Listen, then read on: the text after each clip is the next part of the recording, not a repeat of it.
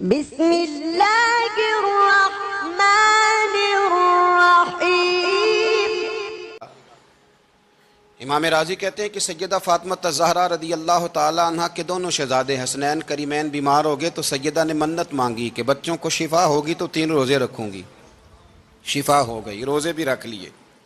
اور جب مولا علی شیر خدا روزہ رکھنے کے لیے بیدار ہوئے، سیدہ فاطمہ الزہرا بیدار ہوئیں تو امام حسن اور حسین بھی اٹھ گئے۔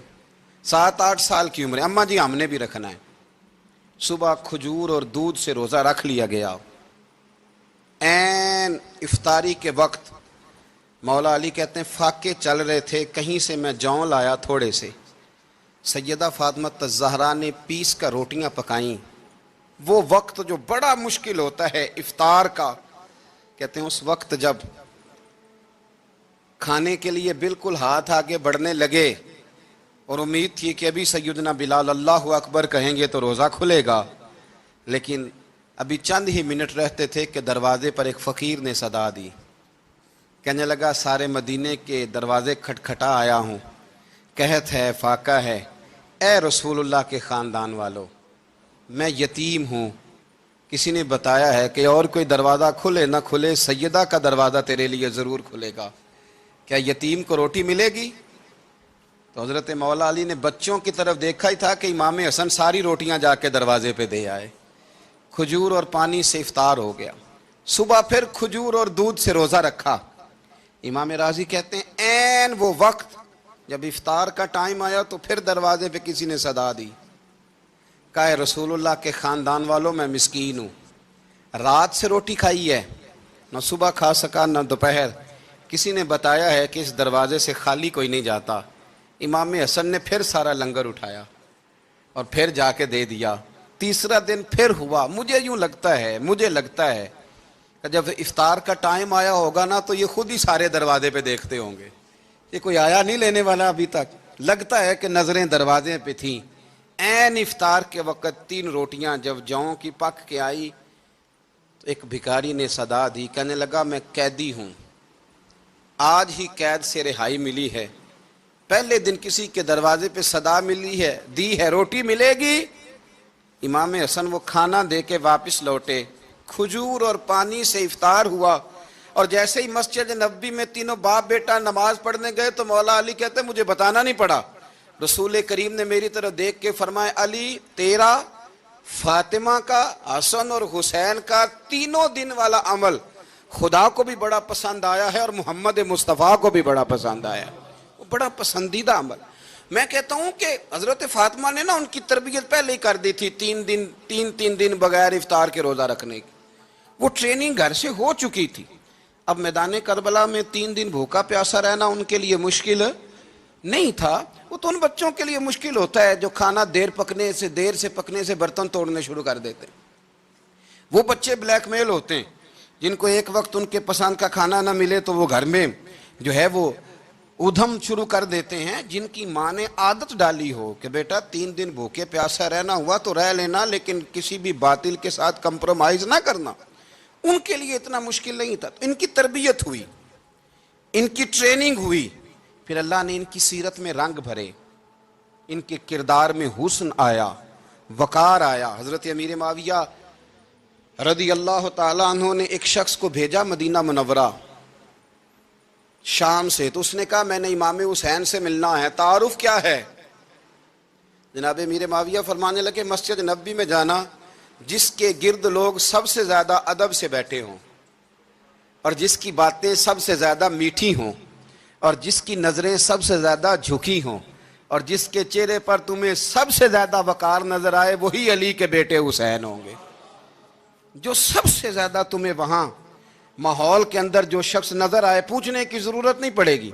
وہ شخص کہتا میں مدینے آیا تو میں نے واقعی ایک شخص کو دیکھا، شہد کے گرد مکھیوں کا اتنا ہجوم نہیں ہوتا جتنا امام حسین کے گرد رسول اللہ کے غلاموں کا ہجوم تھا، لیکن نظریں جھکی ہوئی، باتیں میٹھی، لہجہ گداز، لفظوں میں رانائی، اور لوگ کئی باتیں پوچھتے تو علی کے صاحبزادے ایک آدھ جملہ بولتے تو لگتا یہ کہ وہ جملہ سیدھا دل میں اترتا چلا جاتا ہے۔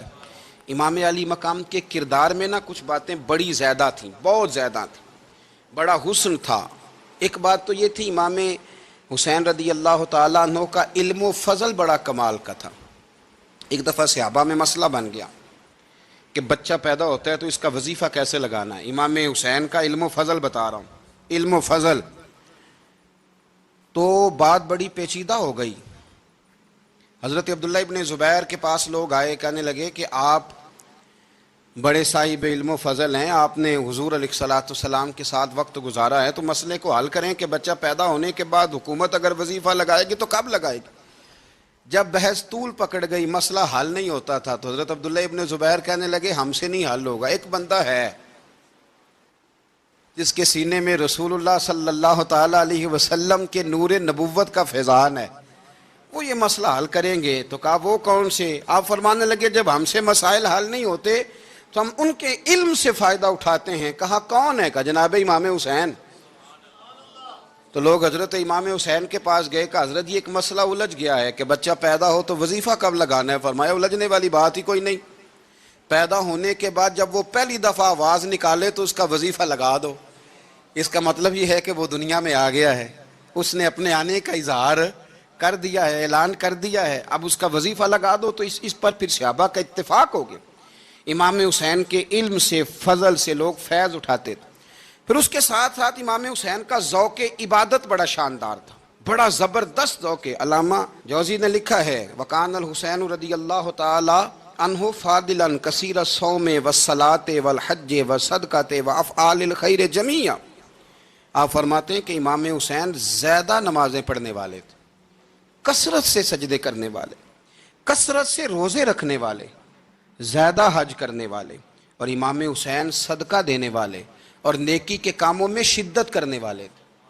امام حسین کا جو ذوق عبادت تھا وہ اتنا شاندار تھا کہ آپ فرض نماز کے علاوہ روزانہ 100 رکعت نماز نفل ادا فرمایا کرتے۔ اور امام حسین فرماتے زندگی میں کبھی ایسا نہیں ہوا کہ 3 دن گزر گئے ہیں اور حسین کا قرآن پاک ختم نہ ہوا ہو۔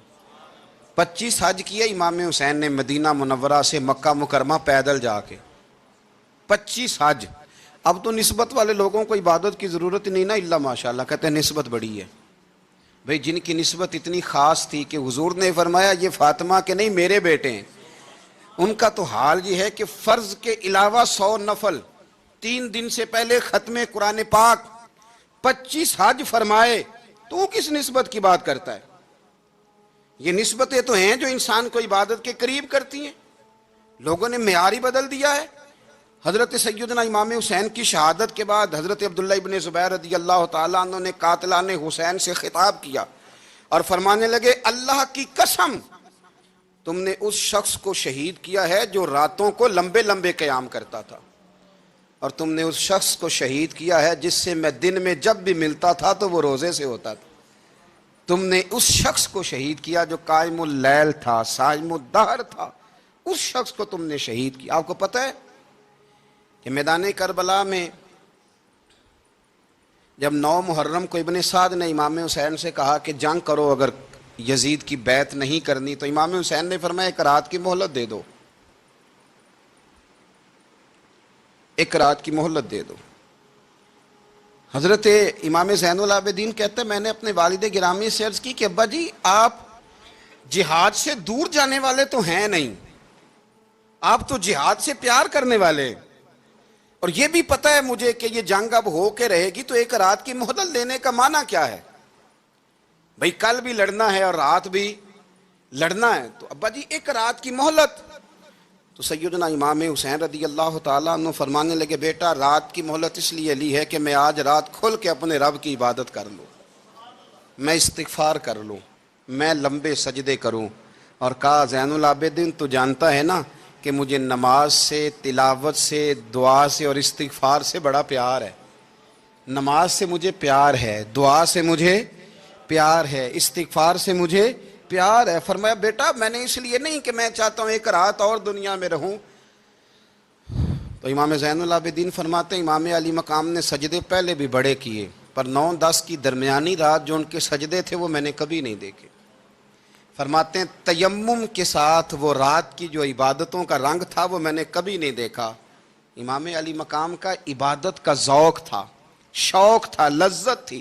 آپ یقین کریں ایسے ایسے عجیب بہانے ہم لوگوں کہتے ہیں میرا نماز میں دل نہیں لگتا، تو میں کہتا ہوں تیرا گپ شپ میں کس طرح لگتا ہے،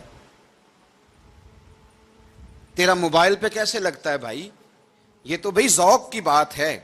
امام حسین کہتے ہیں مجھے قرآن پاک سے پیار ہے، مجھے تلاوت سے پیار ہے، مجھے دعا سے پیار ہے، مجھے استغفار سے پیار۔ بھائی جس کو جس چیز سے پیار ہوگا دل لگ جائے گا۔ ہم نے کبھی پیار کیا ہی نہیں اس سے، جن چیزوں سے پیار ہے وہاں دل لگ جاتا ہے۔ یہ ایک بہانہ ہے، ورنہ کثرت سے عبادت کرنا، ذوق پیدا کرنا، یہ تو اہل اللہ کا طریقہ ہے۔ والذین یبیتون لربہم سجدا وقیاما، رب کے بندوں کی علامت یہ ہے کہ وہ راتیں سجدے اور قیام میں گزار دیتے ہیں۔ تو امام حسین کی سیرت کا کمال ہے کہ ذوق عبادت رکھتے تھے۔ دوسری بات جو امام علی مقام کی سیرت میں بڑی شاندار ہے وہ یہ ہے کہ سخی بڑے تھے۔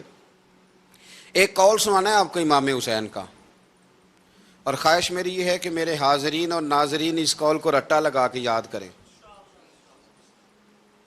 اس قول کو انشاءاللہ۔ یہ قول جو امام حسین کا ہے نا جی، یہ جس دن مجھے ملا تھا نا تو میں نے بھی رٹا لگا کے یاد کیا تھا، اور میرے پاس جتنی ڈائریاں ہیں شاید میں نے سب میں لکھا ہے۔ امام علی مقام رضی اللہ تعالیٰ عنہ فرماتے تھے اللہ کی رضا کے لیے کسی شخص کی ایک حاجت پوری کر دینا 1 مہینہ مسجد میں اعتکاف کرنے سے زیادہ درجہ رکھتا ہے۔ ایک بندے کی ایک حاجت پوری کر دینا 1 مہینہ پورا مسجد میں اعتکاف کرنے سے زیادہ درجہ رکھتا ہے۔ خدا کے بندے تو ہیں ہزاروں اور بنوں میں پھرتے ہیں مارے مارے، میں اس کا بندہ بنوں گا جس کو خدا کے بندوں سے پیار ہوگا۔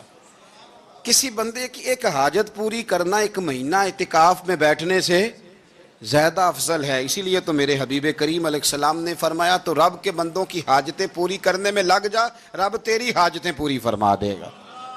تو امام علی مقام فرماتے تھے ایک حاجت کسی کی پوری کرو۔ حضرت جناب سیدہ زینب بنت ابی رافع کہتی ہیں کہ سیدہ فاطمہ الزہرا نا ایک دن اپنے دونوں شہزادوں کو لے کے، جب حضور کی طبیعت مبارک بظاہر علیل تھی جس میں حضور کا وصال ہوا، دونوں شہزادے لے کے سیدہ فاطمہ نبی کریم کی بارگاہ میں گئیں، کہنے لگی یا رسول اللہ میرے بچوں کو کچھ دیجئے سیدہ پاک۔ تو حضور اٹھ کے بیٹھ گئے، اس کندھے سے امام حسن کو لگایا اور اس سے امام حسین کو لگایا اور فرمایا فاطمہ یہ جو میرا حسن ہے نا اس کو میں اپنی ہیبت اور سرداری دیتا ہوں، اور فرمایا یہ جو میرا حسین ہے نا حسین کو میں اپنی جرت اور سخاوت دیتا ہوں، میرا حسین جرت مند ہوگا اور سخی ہوگا۔